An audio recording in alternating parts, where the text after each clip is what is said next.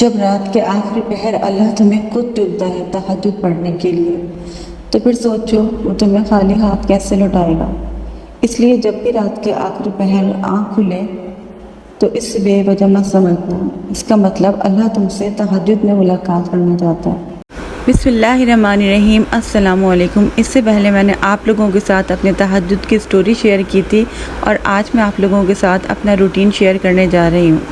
तहज्जुद की नमाज़ के लिए एक नींद लेना ज़रूरी होती है। वैसे तो मैं जागती रहती हूँ, लेकिन नमाज की नीयत से मैं थोड़ी देर सो जाती हूँ। फिर मैं सोकर उठती हूँ 4 बजे तकरीबन, और अज़ान से 1 या 1.5 घंटे पहले मैं तहज्जुद की नमाज़ पढ़ती हूँ। अल्हम्दुलिल्लाह इस वक्त मैं बिल्कुल फ़्रेश होती हूँ, ना ही मुझे बिल्कुल भी थकन महसूस होती है, ना ही मुझे बिल्कुल नींद महसूस होती है। और तहज्जुद की नमाज़ मुझे बिल्कुल भी बोझ नहीं लगती, क्योंकि तहज्जुद जो है ना अल्लाह ताला की बहुत लाडली नमाज़ है।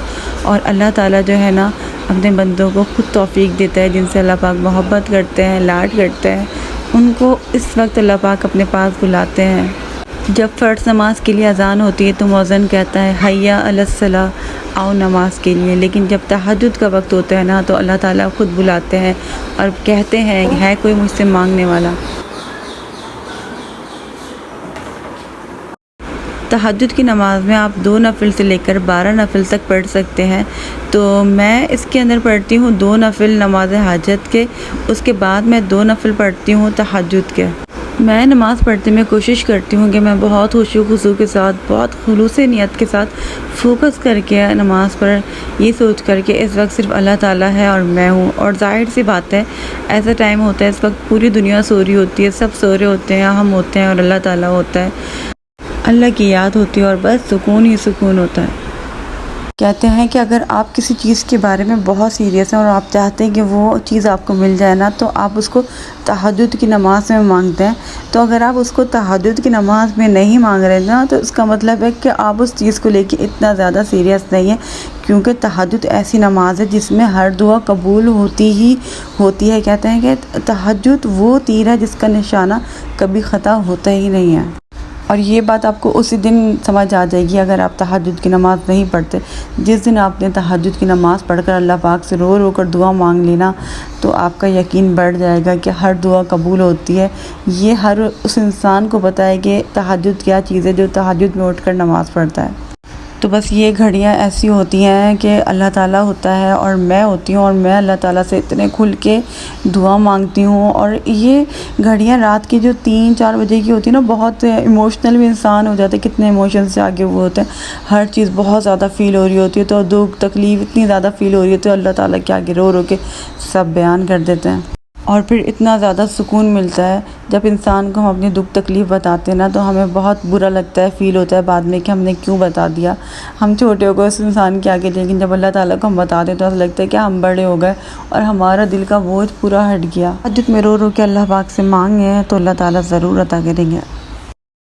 नमाज़ पढ़ने के बाद मैं सूरह बकरा की तिलावत करती हूँ। अच्छा, मैंने इस्तिग़फ़ार से स्टार्ट किया था, उसके बाद खुद ब खुद मैं तहज्जुद पर आ गई, और तहज्जुद पढ़ने के बाद मैं सूरह बकरा पे आ चुकी हूँ। और सूरह बकरा के इतने ज़्यादा मिरेकल्स हैं, लोगों की इतनी ज़्यादा लाइफ चेंज हुई है और बिल्कुल रियल स्टोरीज़ हैं।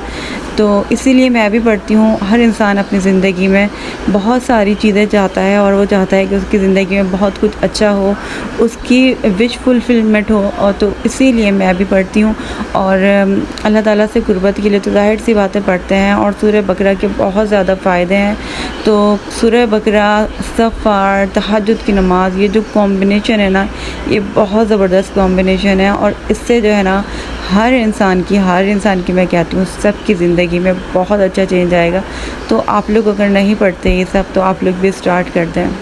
सूरह बकरा 2.5 पारे की है, और पहला दूसरा सिपारा हम लोगों ने बहुत ज़्यादा पढ़ा हुआ होता है, तो हम लोगों को कितनी आदत होती है, खुद ब खुद लफ्ज़ निकलने लगते हैं मुँह से, बहुत मज़ा आता है पढ़ने में।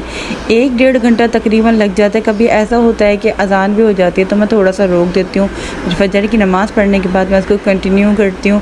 कभी कभी थोड़ा सा मैं थक जाती हूँ पढ़ते पढ़ते, तो फिर मैं सोचती हूँ नहीं थोड़ी सी रह गई, तो मैं पढ़ लेती हूँ उसको। तो मैंने जो है ना बहुत सारी वीडियोस देखी थी थी सूरह बकरा के बारे में और मैंने उसमें कमेंट्स पढ़े थे। बहुत सारी वीडियोस में मैंने बहुत ज़्यादा कमेंट्स पढ़े।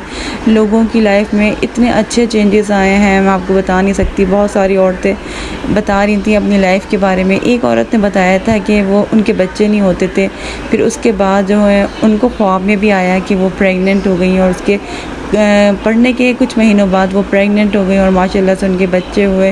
किसी को कुछ बीमारी हो गई थी, उनकी बीमारी किस तरीके से हल हुई और सारे मसले उनके कैसे हल हुए उन्होंने बताया। तो मेरा भी बहुत ज़्यादा पढ़ करना कमेंट्स ईमान हो गया, तो मैंने कहा मैं भी स्टार्ट करती हूँ उसको पढ़ना। तो अल्हम्दुलिल्लाह मैंने तहज्जुद में इसको पढ़ना स्टार्ट किया, क्योंकि ये टाइम तो बहुत ही आला टाइम होता है ना, इसमें तो वैसे ही सारी अल्लाह पाक दुआएँ कबूल करते हैं।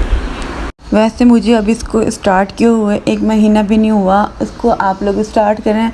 अगर आप लोगों को पढ़ने में मसला होता है तो ज़रूरी नहीं है कि आप तहज्जुद में पूरी इसको पढ़ें। मैं तो पूरी पढ़ लेती हूँ, मुझे बहुत मज़ा आता है पढ़ने में और मुझे सही लगता है तो मैं पढ़ लेती हूँ। लेकिन अगर आपको थोड़ा सा टाइम का मसला लग रहा है या कुछ आपसे नहीं पढ़ी जा रही, तो आप थोड़ा थोड़ा दिन में करके इसको पढ़ सकते हैं।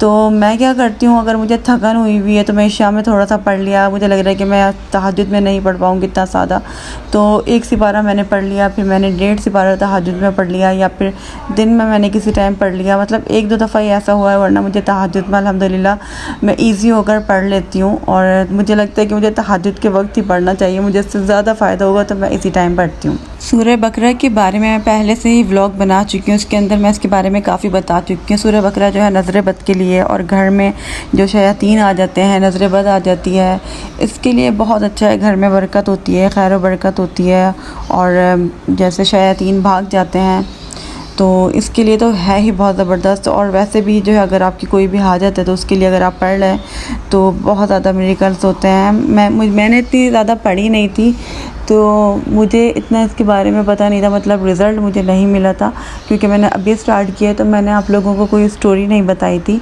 और ना मैंने कमेंट्स पढ़े थे तब। तो अभी मैंने पढ़े हैं तो मैं आपको बता रही हूँ। ये व्लॉग बनाने का मकसद अपनी इबादत का दिखावा करना नहीं है, बल्कि लोगों को इनकरेज करना है। मैं चाहती हूँ कि आप लोग भी तहज्जुद की नमाज़ की तरफ आएँ और आप लोग भी पढ़ें और अपनी आँखों से इसके बेनिफिट्स देखें। सूरह बकरा पढ़ें और आपकी लाइफ में भी बहुत अच्छा सा चेंज आए।